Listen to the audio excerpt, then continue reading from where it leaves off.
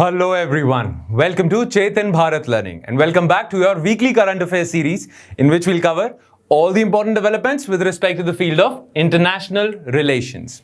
Now पिछले एक हफ्ते में इंटरनेशनल रिलेशंस को लेके बहुत सारी डेवलपमेंट्स हुई हैं।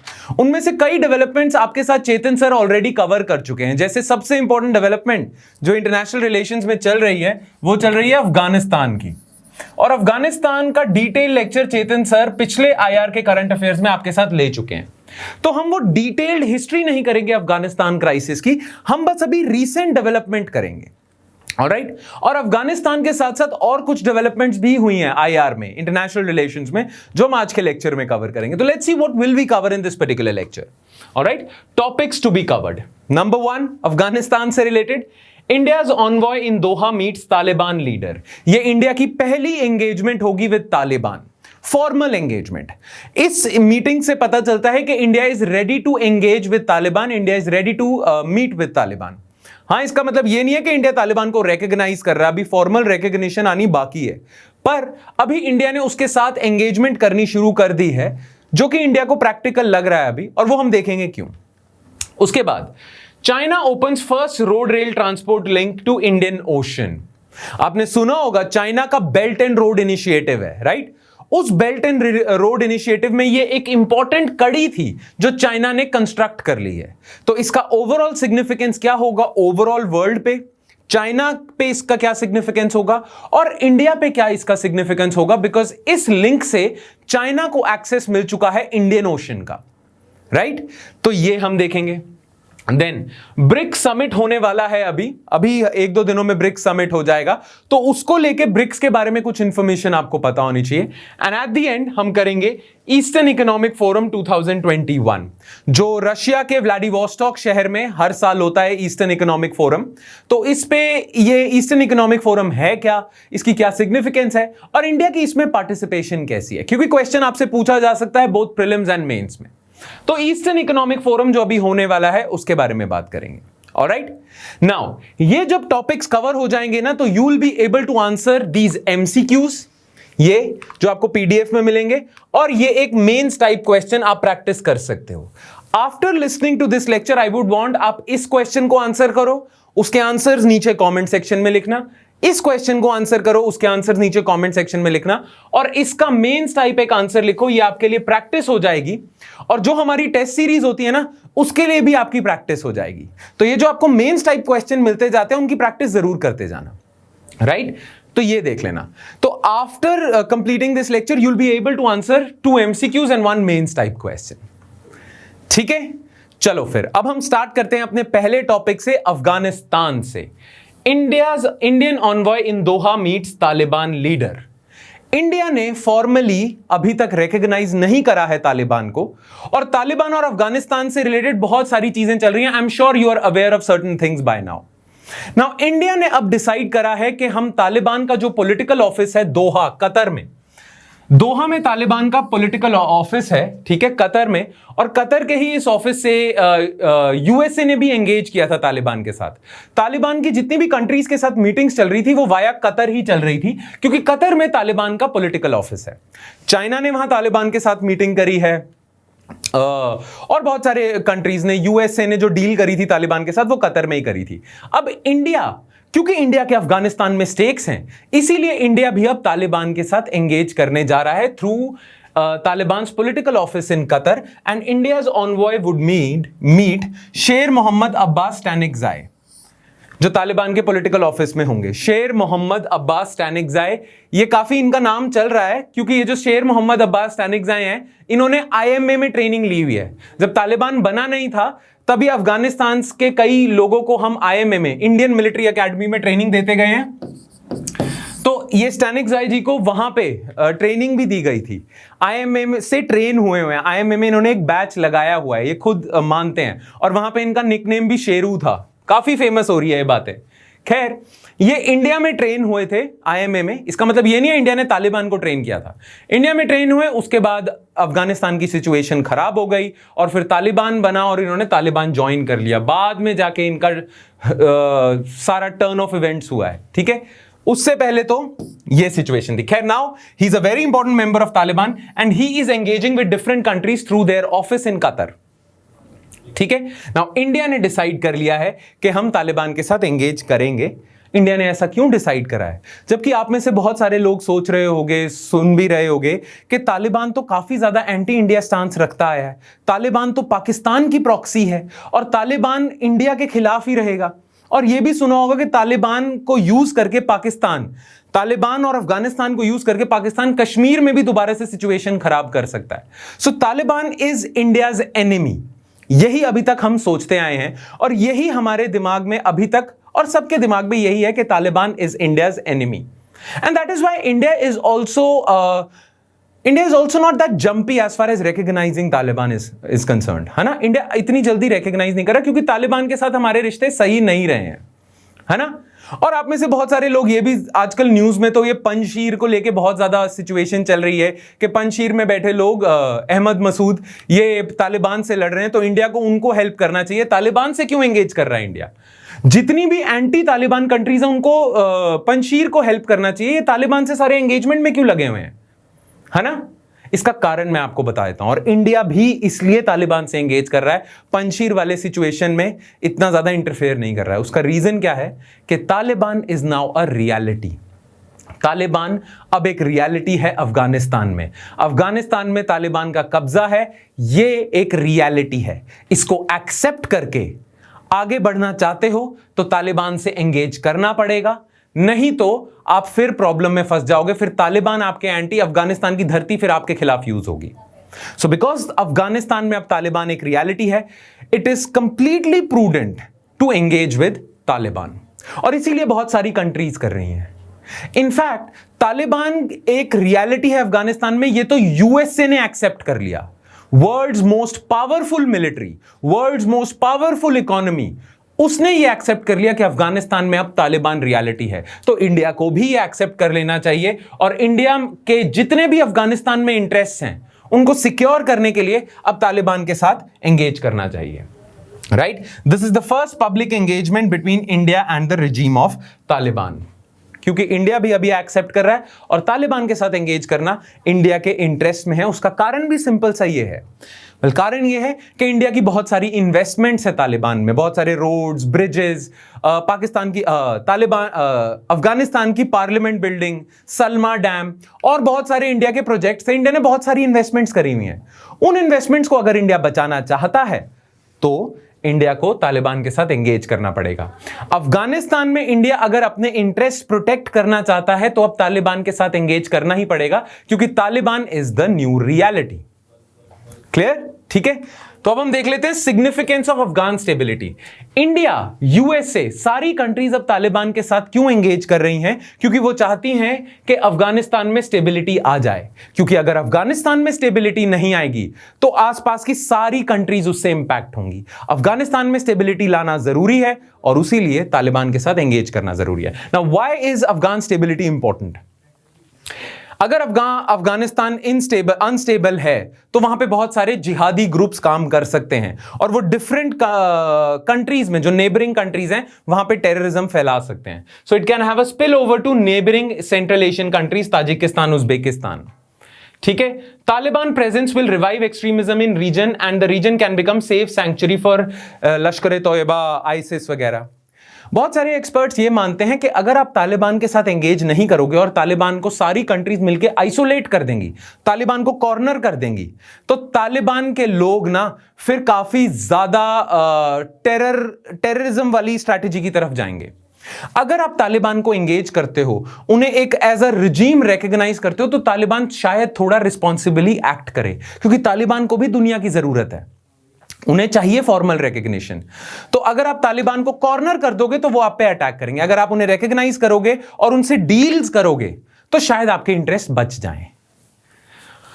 और अगर आप अफगानिस्तान स्टेबल नहीं है तो सिविल वॉर हो सकता है, बहुत सारी प्रॉब्लम्स हैं, यहां से आप देख सकते हो। तो इसीलिए India has decided to engage with Taliban. Alright, why it is imperative now for India to engage with Taliban? Taliban has now seized power in Afghanistan. India is already having huge investments in Afghanistan to secure assets worth 3 billion. 3 billion की investments हैं India की. India should engage with all parties in Afghanistan, क्योंकि India की investments हैं अफगानिस्तान में और India के लिए बहुत ज्यादा इंपॉर्टेंट है अफगान स्टेबिलिटी। इसलिए इंडिया को अफगानिस्तान के जितने स्टेक होल्डर्स हैं, Taliban being one of them, जितने भी स्टेक होल्डर्स हैं सबके साथ एंगेज करना पड़ेगा, because that is very important. Taliban engaging with Pak deep state will not be in India's best interest.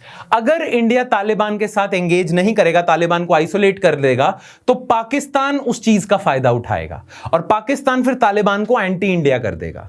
तो इसीलिए इंडिया को भी तालिबान के साथ एंगेज करना चाहिए, ताकि कम से कम अगर बातचीत जारी रखेंगे, डील्स करते जाएंगे, तो चांसेस हैं कि आप तालिबान को कंप्लीटली एंटी इंडिया ब्लॉक बनाने से रोक दो।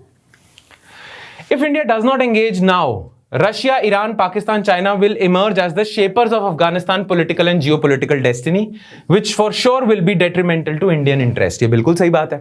अगर इंडिया तालिबान के साथ एंगेज नहीं करता, तो अफगानिस्तान का मुस्तकबिल, अफगानिस्तान का फ्यूचर फिर ये कंट्री शेप करेंगी, और ये कंट्रीज में से 2 कंट्रीज तो आपकी एनिमी हैं ही हैं। वो ऐसे अफगानिस्तान को शेप करेंगी जो एंटी इंडिया होगा। तो इसीलिए आपको आना जरूरी है पिक्चर में।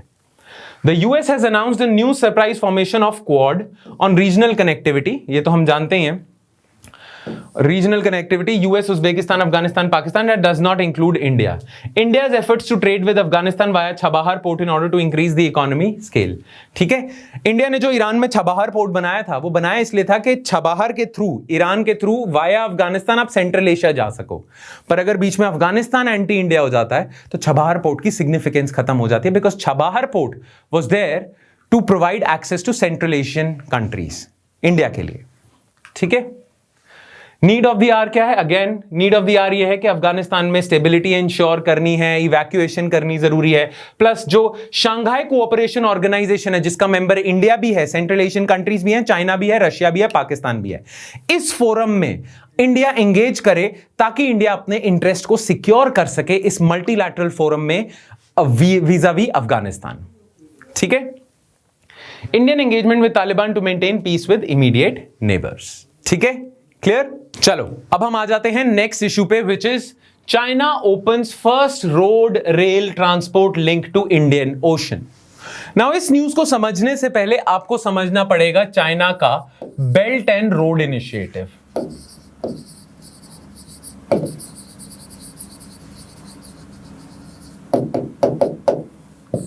Now belt and road initiative क्या है? ये देखो, ये मैप देखो, ये चाइना का बेल्ट एंड रोड इनिशिएटिव है। चाइना अपने बेल्ट एंड रोड इनिशिएटिव से पता क्या बना रहा है? कनेक्टिविटी प्रोजेक्ट्स बना रहा है। ये पूरी दुनिया को तो नहीं, पर इस रीजन को, ये आप देख सकते हो, इस रीजन में कनेक्टिविटी बढ़ाना चाहता है। कनेक्टिविटी कैसे? रोड का नेटवर्क बनाएगा, चाइना ही बनाएगा, रेल का नेटवर्क बनाएगा, पोर्ट्स का नेटवर्क बनाएगा। ये जो ऊपर ब्लू वाला रीजन है, ये लैंड रूट होगा, जिसपे हर जगह पे चाइना का सारे प्रोजेक्ट्स चाइना बनाएगा। इससे चाइना का इस रीजन में कंट्रोल आ जाएगा। देन इस बेल्ट एंड रोड इनिशिएटिव का एक मैरिटाइम पार्ट भी है। इसमें चाइना डिफरेंट एरियाज में पोर्ट्स बनाएगा और इस पूरे ओशियनिक रीजन, इस सी रूट का एक्सेस ले लेगा। नाउ इंडिया के लिए ये थ्रेटनिंग चीज क्यों है? क्योंकि आप देख सकते हो चाइना एक तरह से इंडिया को सराउंड कर लेगा। चाइना यहां पोर्ट बना रहा है आपके म्यांमार में, वियतनाम में, कोलंबो में एक पोर्ट होगा, ग्वादर में तो पाकिस्तान में बना ही रहा है। यहां चाइनीज बेसेस होंगे, इंडिया के बैकयार्ड में चाइनीज बेसेस होंगे, इंडिया के बैकयार्ड में चाइनीज प्रेजेंस होगी, इंडियन ओशन में चाइनीज प्रेजेंस होगी, which is bad for India, because Indian ocean को इंडिया अपना डोमेन समझता है, पर अब वहां चाइना की मदाखलत होगी, चाइना की इंटरफेरेंस होगी, क्योंकि चाइना यहां इंफ्रास्ट्रक्चर प्रोजेक्ट्स बना रहा है।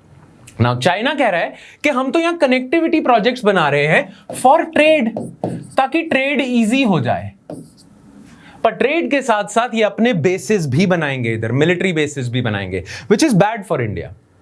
ठीक है, नाउ इस जो बेल्ट एंड रोड इनिशिएटिव में जो मैरिटाइम पार्ट है, उसका एक लिंक है ये, जैसे आप देख सकते हो इसमें, यहां पे ये चाइना के साउथ चाइना से एक लिंक बनाना चाहता है। अब चाइना ने क्या करा? इंडियन ओशन का एक्सेस चाहिए, तो चाइना का ये जो लिनकांग रीजन है, साउथ वेस्टर्न चाइना, वहां से एक रेल लिंक बना रहा है चाइना यंगून तक, म्यांमार में से गुजरता जाएगा, क्योंकि म्यांमार अब पार्टनर है, जैसे पाकिस्तान पार्टनर है चाइना का फॉर सीपेक। है ना।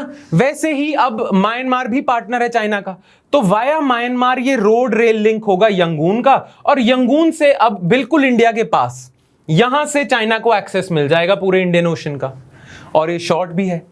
अब देखना, वैसे तो चाइना दो तरफ से इंडियन ओशन में आ सकता है, एक तो अब ये रेल लिंक बना लिया वाया म्यांमार, दूसरा यहां से पाकिस्तान के सीपेक कॉरिडोर से ग्वादर तक चाइना की एंट्री है, वहां से दोनों साइड से चाइना की एंट्री है।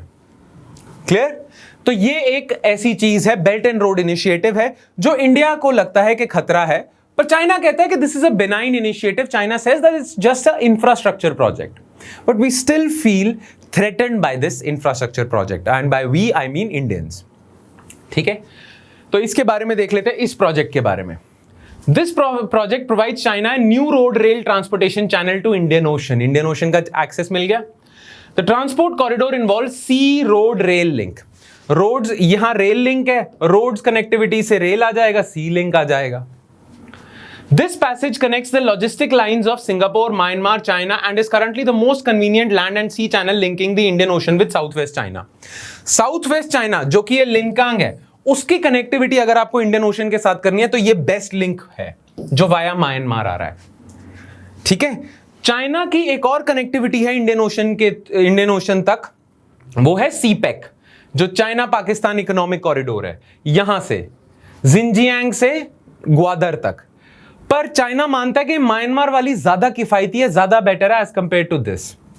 ठीक है, nonetheless China also has plans to develop another port in Kyaukphyu in Rakhine strait, including, ये भी म्यांमार की एक स्टेट है, वहां पे एक और पोर्ट बना रहा है China, including a proposed railway line from Yunnan which is in China, Yunnan directly to the port.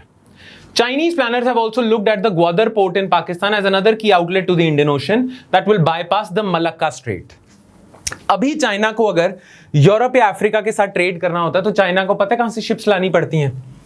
ये देखो, यहां से यहां चाइना के पोर्ट्स हैं, यहां से चाइना को शिप लानी पड़ेगी, और यहां पे मलक्का स्ट्रेट है सिंगापुर और मलेशिया के पास, यहां से लेके आनी पड़ती है, और फिर आप अफ्रीका यूरोप ट्रेड कर सकते हो, यहां से घुमा के लाना पड़ता है। अब चाइना क्या करेगा, सीधा यहां से ले आएगा। मलक्का स्ट्रेट जहां पे इंडियन प्रेजेंस भी है आसपास, वहां जाने की जरूरत ही नहीं, उसे बाईपास कर देगा, और अब चाइना इधर से भी आ सकता है। मलक्का स्ट्रेट जो है, सिंगापुर वाला जो रीजन है, वो एक चोक पॉइंट है, मतलब वहां पे ट्रैफिक बहुत ज्यादा होता है। अब चाइना उस चोक पॉइंट को बाईपास कर देगा। चाइना के पास 3 रूट्स अवेलेबल होंगे, एक तो मलक्का वाला, एक ये म्यांमार वाला, और ये सीपेक तो है ही है। Gwadar is being developed as part of CPEC to the far western Xinjiang region, but has now been slow to take off amid concerns over security, क्योंकि वहां अफगानिस्तान पास में ही रीजन है और पाकिस्तान में भी सिक्योरिटी कंसर्न्स हैं। The costs and logistics through CPEC are also less favorable than Myanmar route. Chinese जानते हैं कि इंडियन ओशन में जाने के लिए Myanmar route better as compare to CPEC, yet nonetheless वो सीपेक पे ध्यान दे रहे हैं। ठीक है, ओके, क्लियर। तो ये आपको हल्का फुल्का सा बेल्ट एंड रोड इनिशिएटिव के बारे में पता होना चाहिए, बस इतना सा। ठीक है, बाकी डिटेल में हम करेंगे इसे, पर ये क्योंकि करंट अफेयर्स की क्लास है इसलिए हम सिर्फ रीसेंट डेवलपमेंट देखेंगे। ऑलराइट, चलो next is it's time to build BRICS better.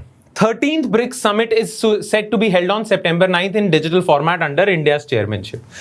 India BRICS आपको पता है, BRICS 5 कंट्रीज का एक फोरम है, Brazil, Russia, India, China, south Africa. Now इसका 13th समिट, एनुअल समिट होता है, 13th BRICS समिट होने जा रहा है, और इस समिट में चेयरमैनशिप होगी इंडिया की। ठीक है, नाउ बिकॉज कोविड टाइम्स चल रहे हैं तो समिट वर्चुअल होगा, पर वर्चुअल समिट में चेयरमैनशिप इंडिया की है, और ये 13th BRICS समिट होगा। क्लियर। ब्रिक्स, अबाउट ब्रिक्स आपको पता होना चाहिए, it's an acronym for 5 countries, हम कर चुके हैं। ठीक है, इसकी इनिशिएशन कहां से आई थी? ब्रिक्स जो बाद में ये ग्रुप बना है, उससे पहले किसी इन्वेस्टमेंट बैंक ने ना, जैसे गोल्डमैन सैक्स एक इन्वेस्टमेंट बैंक है, उसके एक ऑफिशियल ने कहा था कि यार ये जो 5 कंट्रीज है ना, ये इकोनॉमिक पावर हाउसेस बन सकती हैं। उन्होंने आइडिया फ्लोट करा था, उसके बाद ब्रिक्स स्ट्रांग होता गया और फिर ये फॉर्मल ऑर्गेनाइजेशन भी बन गई। The importance of BRICS is self-evident. BRICS क्यों important है? It represents 42% of world's population. In 5 countries में 42% of world's population है, 30% of the land area, 24% of global GDP and 16% of international trade. इसीलिए ये grouping important है, इसका weight है internationally. BRICS seeks to deepen, broaden and intensify cooperation within the grouping and among the individual countries for more sustainable, equitable and mutually beneficial development. BRICS takes into consideration each member's growth, development वगैरह वगैरह. कहने का मतलब यह है कि ये 5 country साथ में आई हैं so that ये एक दूसरे की हेल्प से आगे बढ़ सके.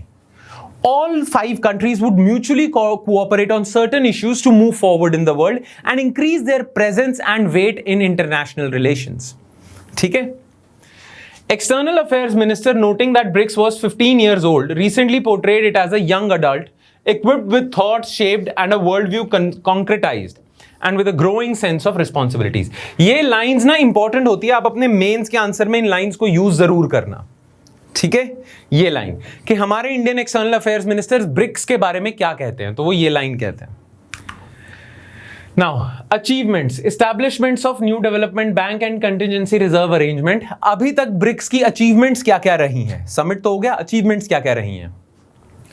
During the 6th BRICS summit in Fortaleza, Brazil, the leaders signed the agreement for establishing the new development bank. अब न्यू डेवलपमेंट बैंक बना था फोर्टलाजा समिट 2014 में. इसका काम क्या है? NDB has successfully worked as one of the most promising multilateral development institutions. Since its inception in 2015, it has approved 42 investment projects worth over 11 billion. ये जो NDB है ना, न्यू डेवलपमेंट बैंक, इसे ब्रिक्स बैंक भी कहते हैं. जैसे world bank है पूरी दुनिया के लिए, वैसे ही इन 5 कंट्रीज के लिए ब्रिक्स बैंक है, जिसका नाम है न्यू डेवलपमेंट बैंक. इस न्यू डेवलपमेंट बैंक ने अभी तक कम से कम $11 बिलियन की इन्वेस्टमेंट कर दी है इन्वेस्टमेंट प्रोजेक्ट्स में. तो ये से आपने बनाया है ताकि कंट्रीज में, इन 5 कंट्रीज में इन्वेस्टमेंट्स करी जा सके. ये एक वो बैंक है.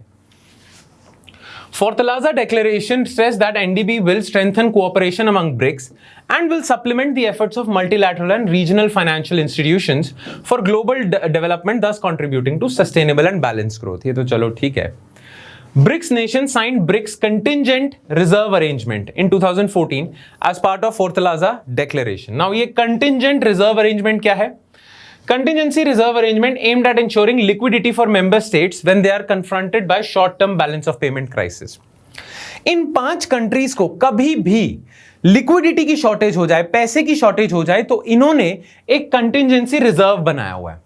इन 5 में से किसी कंट्री को कभी भी बैलेंस ऑफ पेमेंट क्राइसिस होगा, लिक्विडिटी क्राइसिस होगा, तो ये कंटिंजेंसी रिजर्व सामने आ जाएगा बचाने के लिए.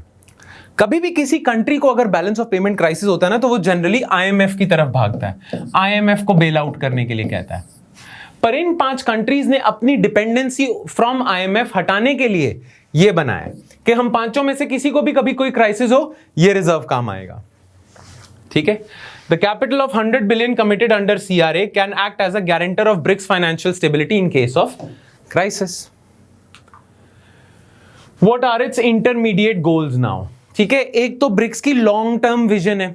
लॉन्ग टर्म विजन है कि लॉन्ग टर्म में हम कैसे देखना चाहते हैं इन 5 कंट्रीज को in the entire world.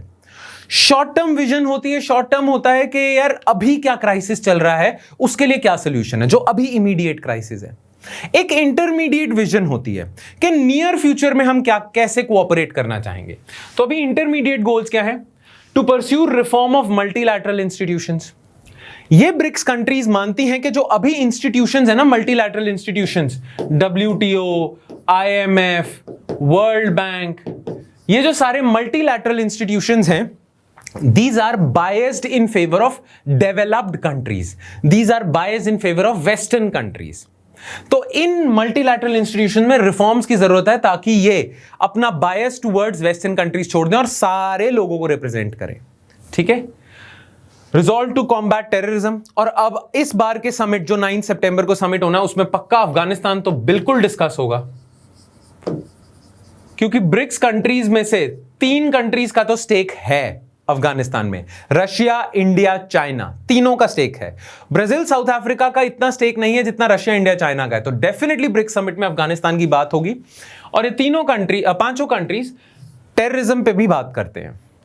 promoting technological and digital solutions for sustainable development goals, expanding people to people cooperation. कि इन 5 कंट्रीज के जो लोग हैं उनके बीच में भी कॉन्टैक्ट्स बढ़े, कोऑपरेशन बढ़े. ठीक है.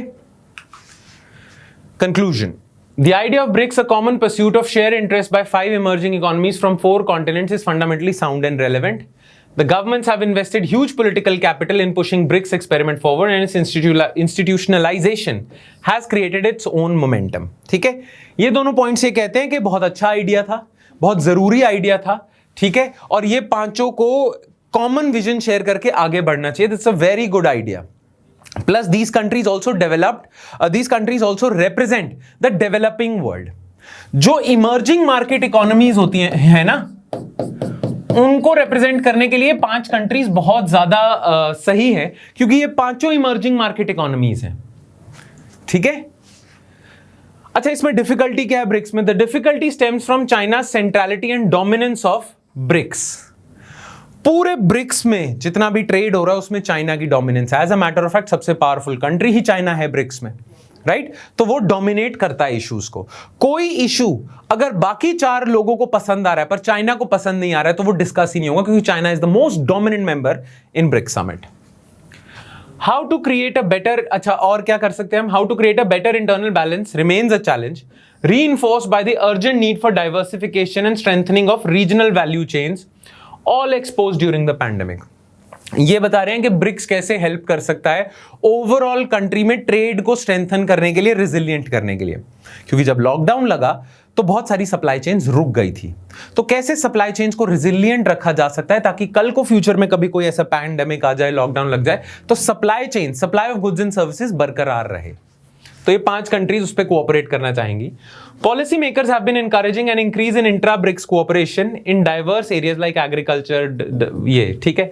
ये डेवलपमेंटल चीजों में भी ब्रिक्स में कोऑपरेशन होना चाहिए. ये सिंपल सी चीजें ये आपको बस पढ़नी है और इन्हें अपने मेंस टाइप आंसर में यूटिलाइज करनी है.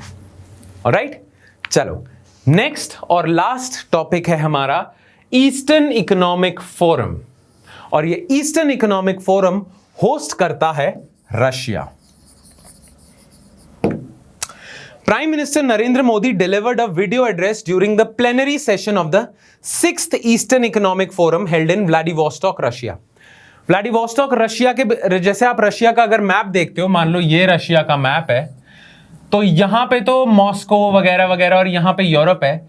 व्लादिवोस्टॉक बिल्कुल ईस्टर्न एक्सट्रीमिटी है, पैसिफिक ओशन के साथ लगता है व्लादिवोस्टॉक, तभी इसका नाम है ईस्टर्न इकोनॉमिक फोरम, रशिया के ईस्टर्न पार्ट को लेके. ठीक है. नाउ ईईएफ के बारे में आपको डिटेल्स पता होनी चाहिए. The eastern economic forum was established bye decree of president of Russian federation Vladimir Putin. Vladimir Putin ने 2015 में ईईएफ को बनाया.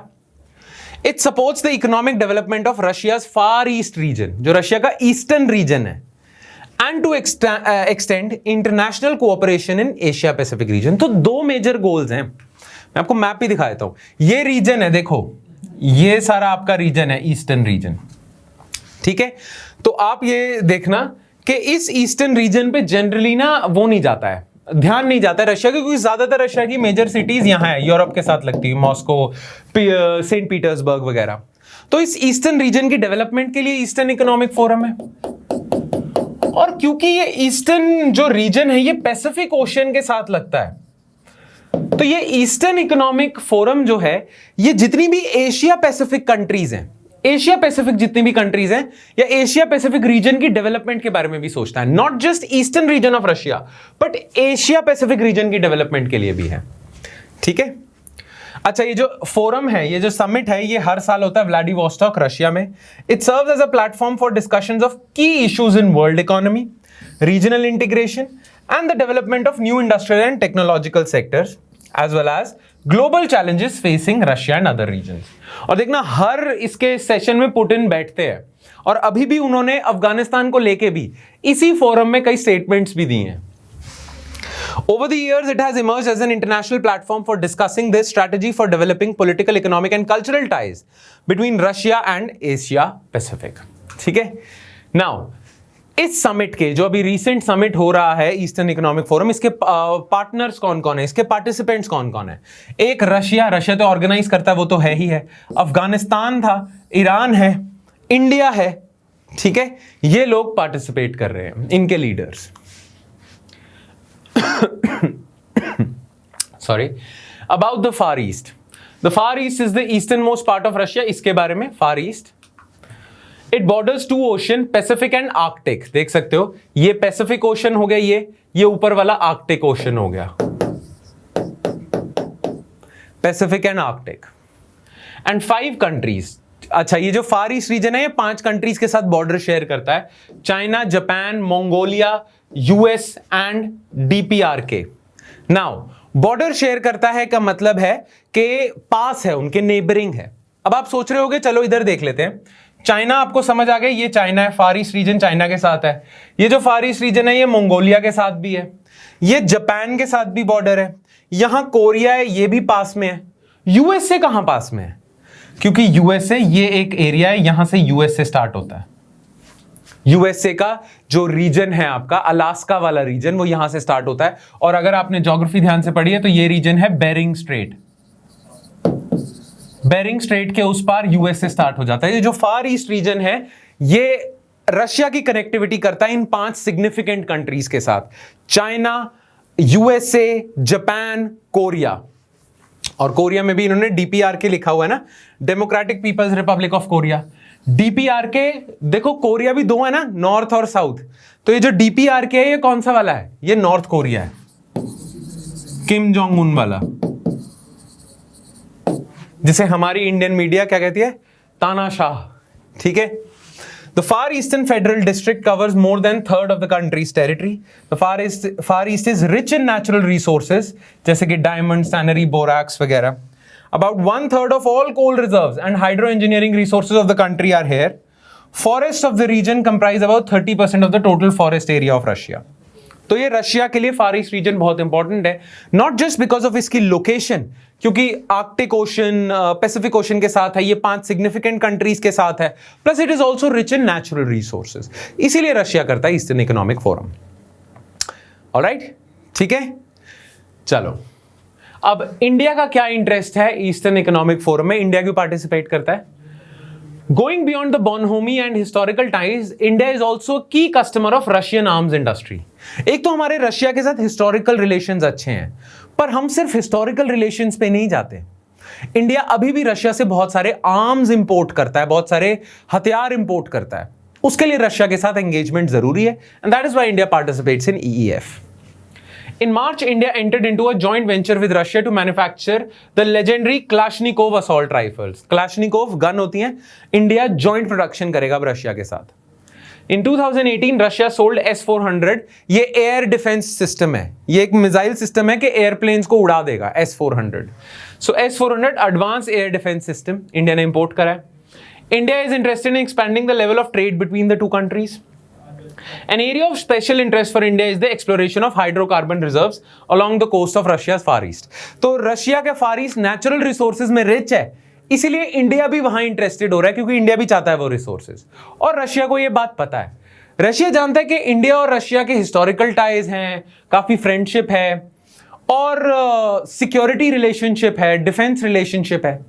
साथ ही साथ रशिया जानता है कि उसके पास नेचुरल रिसोर्सेज है जिनमें इंडिया इंटरेस्टेड है, तो इसलिए इंडिया को वो बुलाता है EEF में, और इंडिया आता भी है।